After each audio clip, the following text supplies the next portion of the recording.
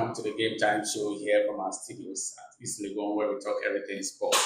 We are back again on your screens with a game with 13 preview, and with me to do that today is a Lone Ranger alone.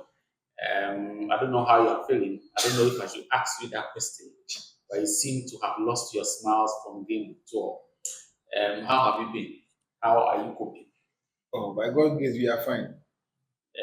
You come out of it, I know, because at a point you have to cry a bit. You wipe your tears, another new dawn, you keep smiling. I mean, that's just how life is. It's not smooth, so there are definitely going to be ramps, speed ramps, and all that. So this weekend was one of those. So But hopefully we can recover and then bounce back. you still have an eye on the top, but you think it's out of reach now. Considering, City. yeah, considering how we've been playing so far, I think we've been blowing hot and cold, and then but that's how City have been. Maybe sometimes, even in the previous years that we have won the league, safe. We know we need to start giddy like that, but your boots are careful now. And That's where, beating round. yeah. Sometimes I think it's the fixture that is a bit more favorable to you. And have you also noticed that when Haaland is not scoring, you are not winning games? Big problem. Big problem. Is it about time Pep decide to release the overly reliance on Haaland and look at other options? Because I think it's about time he begins to try other options of the attacking players rather than solely dependent on him. Teams are beginning to figure City out. They know once they cut the supplies to Haaland, then they know that is a done deal because there will be no threat from Mamouche, there will be no threat from Doku, there will be no threat from the midfield area unless maybe a set piece out of nowhere that might end up as a goal. But then out of open play, once you cut the supplies to Haaland, everything else is just mere formalities. Yeah. All right. So once you have accepted defeat, we will move on to the game with 13 preview, and we'll start off with the game of the week. I think I'll start off with the Chelsea Arsenal game, another huge London derby, and we all agree that the vendetta between these two clubs cannot be compared to any other rivalry in the APL. Arsenal, on the other hand, is coming back from London derby again with Tottenham with a cozy 4-1 victory. Going into this game, I know they will be beaming in confidence. They want to have the back-to-back London derby successes. But Chelsea, on the other hand, are also second on the league law. They will also be eyeing the top spot. Yeah. How do you think this game will span out, given that Chelsea is looking out for the top spot and reducing the deficits at the top, and Arsenal is also looking at maintaining momentum? Well, I think at the beginning of the season, a lot of people did not expect Chelsea to, compete for the title. Yeah. And then I think they themselves said it wasn't part of their KPI going into the season. I don't know if you heard I that. think it's just to bring down the It's a pressure cup. and then not to overly put a lot of pressure on the boys because they have a virtually very young side. Yeah. So they don't want to put a lot of pressure. Allow them to play like they did last season. No one was expecting them, especially during the Club World Cup, but they ended their way to the finals. Yeah, so I think now that they are just behind Arsenal with I think 6 points. Yeah, 6 points. And then if they should win this fixture, it means that they will reduce the deficit to 3. That's so I think Arsenal. Yeah. So that would, honestly speaking, I think that would give them some sort of confidence. Thinking that if they are able to come out victorious in this fixture, there's that possibility or probability that come end season they can challenge, they can be title contenders. Because beginning of the season, nobody expected them, honestly speaking. All the top 4 predictions and all, except maybe their fans themselves. Yeah. I think even a few of them said they don't even believe that they can be up there Where alongside where they are now. So it's a fixture, it's going to be a tough fixture, to be honest. Arsenal is going away. Yeah, that's a hand. But this season, Arsenal, I've been saying it. Despite the fact that I would have loved that City would be first. But if you think this is the year. Yeah, this was the year. this is the year, to be honest. I've seen a Bayern side, Barca side, Madrid side, but this Arsenal side, honestly, I don't know how to explain I it. think what sets them aside is their depth in squad. Okay, and the quality as well. Yes, The because squad. they have an equally good 2-11 sides that can compete at any level. Yeah, true.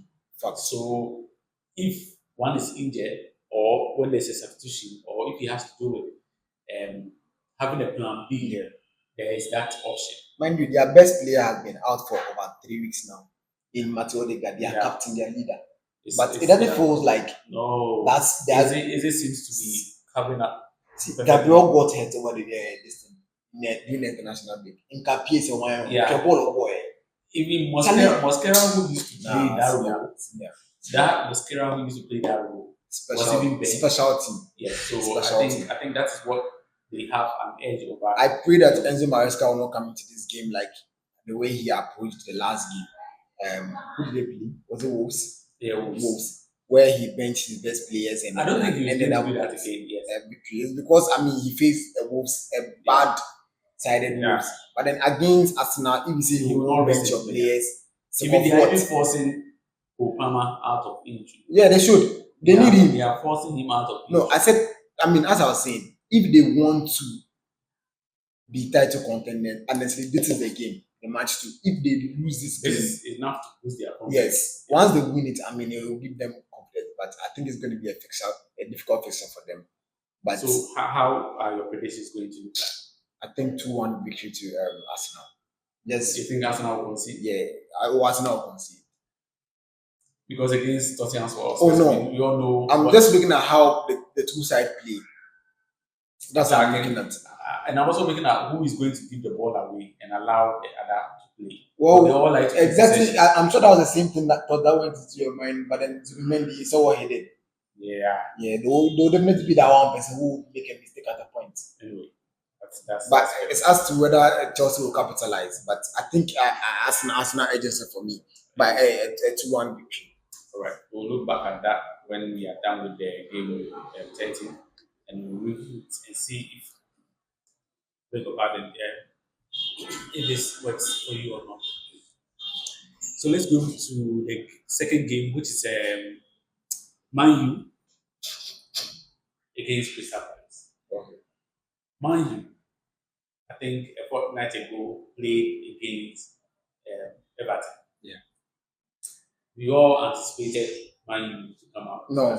During the review, I did say Everton was going to but during the game, yes, the incident that happened with the red card issue, no one expected Man U to fall out of this, especially when they were playing home. Fair. And all the investors knew, because I heard from other pundits that tipped Man U as favourites in this particular fixture because they had not lost at home for like 4 consecutive games or so. The worst was a draw. Only for them to fall to a 10-man Everton's team. That is a bit surprising. Now they are going away to the Giant Killers, which is Crystal Palace. The Eagles. From where I sit, I don't see Man U coming out with any point. How do you think Amorim should approach this game? Because they will be deep in confidence, whereas Crystal Palace, on the other hand, will think that this is an opportunity for them to pounce on. So, the match against Everton, I knew it. My instincts just told me that we were going to lose, to be honest. But it was shocking, just as you said, to lose against a 10-sided I think the red card came early. 13th minute. 13th so minute. Then how do you... For Old Trafford. Yeah, so... And they were all in confidence because looking at the game they have played, Everton was struggling. And in addition to that, they even had a red card. Yeah. And you have all your Mbemos, you have your Cunhas, you have Diallo's, Fernandez, but nothing to show for.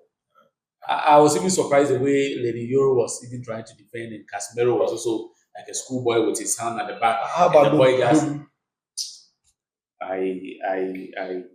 See, I think with Amorim, so you can have a system believe in the system, but do some tweaks to the system. No, but I Like don't think make you want to criticize the system as of now no, because it has given them result. I'm going to criticize it, to be honest, because I feel like, well, you believe in a three-back system where your fullbacks do a lot on the ball. Now, if it's not working, the system can work depending on the people executing the system. Yeah. Now you have Dogu on the left side, pull out continue.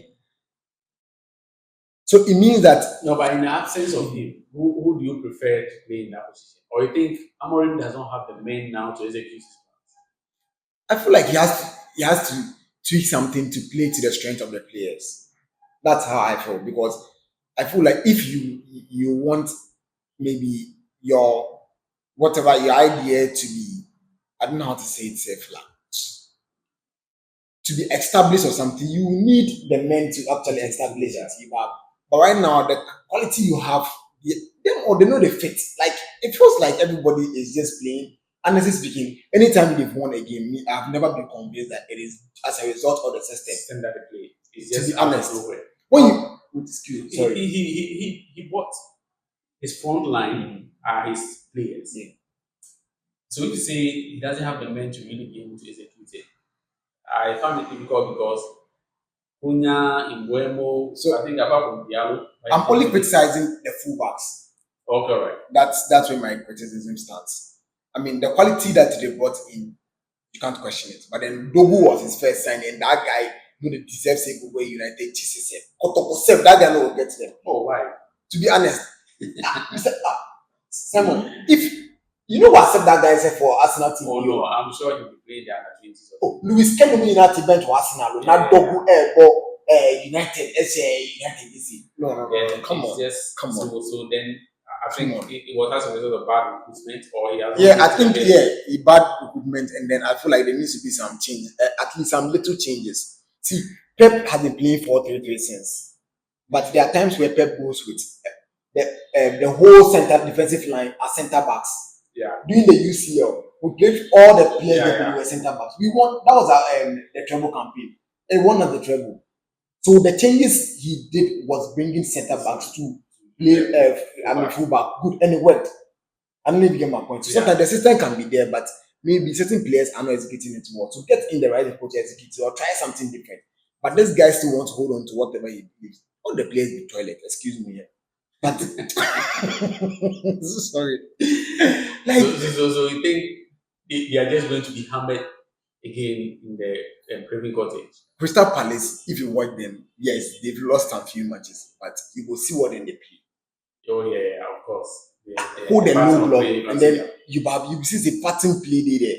So I feel like Charlie, as a result, United no go fit win this game. Even though they struggle win against Everton, then man. eh, But like I said, the game is always full of surprises. One mistake can Yeah. cause, and then the team will take advantage of it yeah, but then I'll predict a 2-2 draw. for Crystal and Man U. Yeah. Right. Well, like I said, we'll revisit this and see how best this result came to fruition. Let's look at Man City, who are also title contenders against Leeds. We're all hoping that going into Newcastle, at least they'll come out with a draw. But lo and behold, they were bullied and they fell to a 2-1 nil to Newcastle. Going into this particular game, they are playing home to a relegation and threatened Leeds. They are also an attacking side. I don't fancy them to have any say. I'm sure Haaland will use this as a means of rekindling his goal scoring form. How do you see this? I know on paper, Man City is the favorite, but how do you see this to this particular picture? You think Man City are going to rest a lot of players, or they'll be going with their full strength, given that they want to catch up with the top? I don't expect Pep to rest anybody, but then he start his best players. See, the favoritism in the team is killing us sometimes, and I keep saying it. I've watched Pep over the years, not just as City, even from Barcelona, where once he likes you, I mean, he clearly shows it. There are times where you can clearly see that in this picture or this particular game, this player hasn't been at his best. But he still wants to give him a second chance. No, I mean, how about the people on the bench too? It's about trust. And then sometimes I feel like it's just favoritism. That's how me I see it from my No, end. but you can't favor a player at the expense of your But managerial. Pep does it all the time. I'm not going to lie, and that's cost him so many matches. Be honest, there are so many matches that City could have easily won it if Pep just did the right thing. By fielding the But right players, not favoring anybody. thank you. Once you are out of form, you are just benched. I mean, if you question his tactics, it's like you questioning, I don't know, because he has achieved a lot with Yeah, yeah. these tactics. You can't really doubt his Yeah, capabilities. He feels sometimes he needs to take a risk with some players, and once they turn out to confirm his trust in them, then he wants to keep up with those yeah, kind of that's true.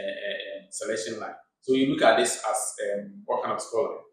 Or if City loses game bad here, DJ I go fit Benham.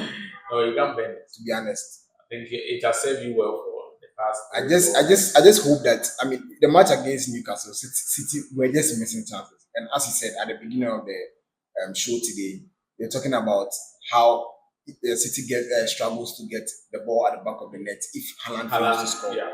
Haaland, on the other hand, he had 4 big chances in a match On that against game. Newcastle. Or saying now, Oh no, but there was one that you could clearly also say that the keeper was also the poke was also on top of his game on that day. There were some no, saves that he yeah, made. he did. Yeah. But then, see, I wish we could show our viewers like 1 or 2. Be like, "Oh, nah." But then that's how And Haaland then is. he Haaland too, he misses a lot. So if you give him like 10, I'm sure he will miss like 8. 5, Okay. like 5 or 6 safe. Oh yeah, I mean, like it should be more than half. But he just converts a couple more and then So just cover up. that's what covers up his misses. So hopefully we'll be clinical on the day, and I pray that other players too will start getting their goals because we need to spread the goals across the board. Charlie, Charlie. Well, I'll go for a 3-1 victory. There's no much to say. All right.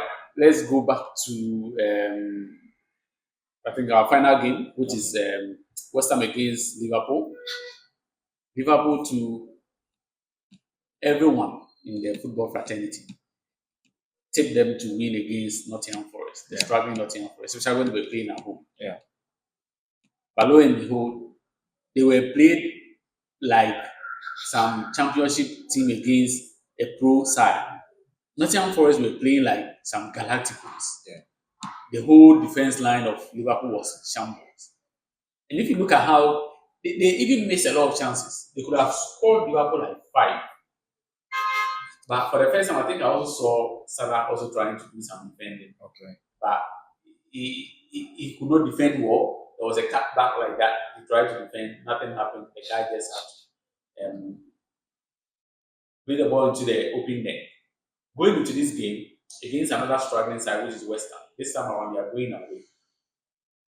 You think West Ham to take advantage of the poor form of Liverpool, or you think it's another redemption time for Liverpool in this particular fixture?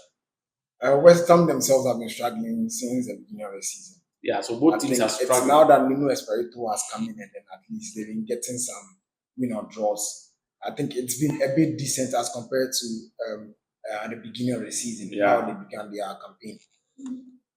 Liverpool, on the other hand, words aren't enough to express or explain exactly what has been ongoing there. But I feel like what has been happening with the Liverpool team isn't just on the field.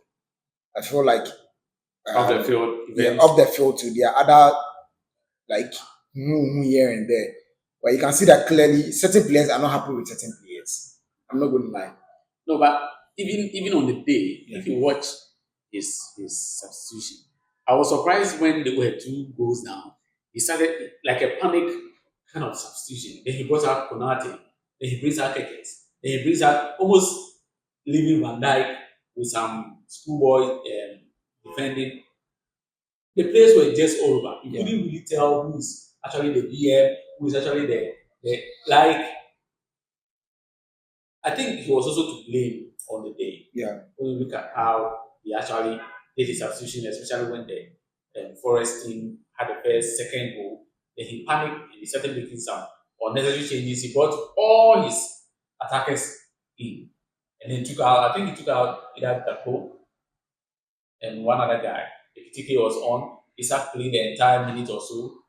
Salah was also playing the entire minute. He was just toothless on the day.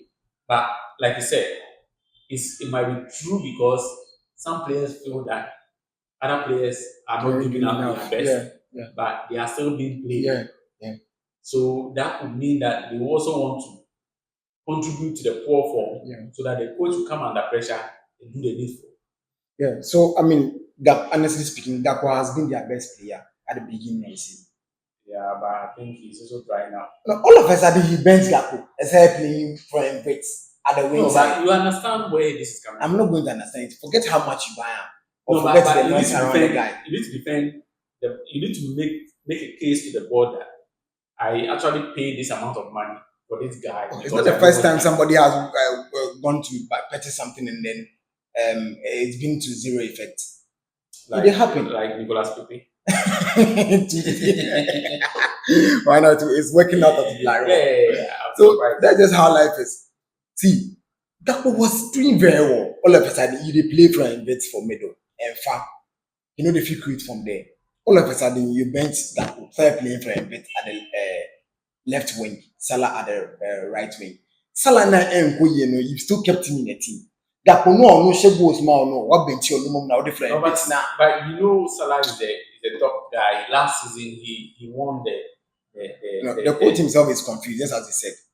Like honestly, the coach himself is confused. Is it that he doesn't have the balls to manage this set of players? That by the look of things, that's what it looks like. Because if you don't have the courage to say that, yes, I know we purchased you at a, it got a point. Pep was betting that Grealish.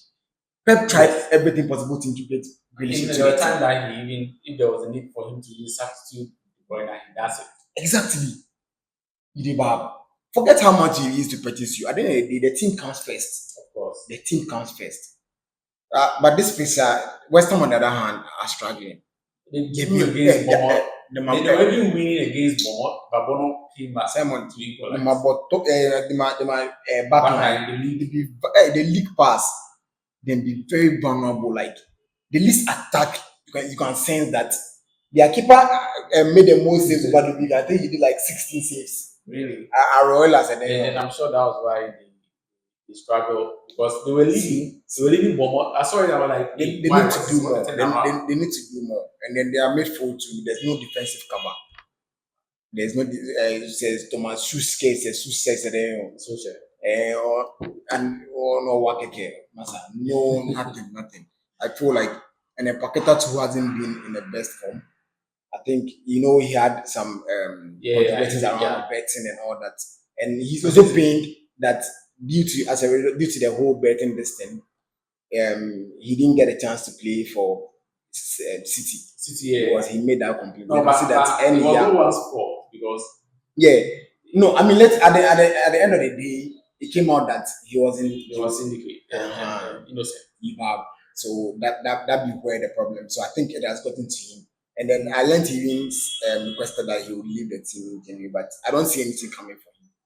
No, leaving in January means that City is ready to accept him in January. Oh no, so I'm not sure he's looking at going to a very less. But that was an opportunity for him to make a big move. Yeah, 100 million. Yeah, City were willing to pay. And now, so considering the fact that West Ham too are struggling, but it is Nuno. Nuno is very pragmatic. That's what I like about him. Yeah. He has respect for opponents. So I'll go for 2-2 draw. 2-2 draw. Yeah. The Liverpool fans will just have your neck. They should have made them go press Nottingham Forest their neck, not be my neck. All right. Thank you a lot for coming, and I thank you a lot for the in-depth analysis. We thank you guys for also staying tuned, like, share, and comment in the chat. We are going to give a shout out to people who come into the comment section and make some comments about our show. And also make sure you subscribe, share with friends. Let's grow together. Until we come your way again, we ask you to stay safe. It's a bye-bye. Shalom.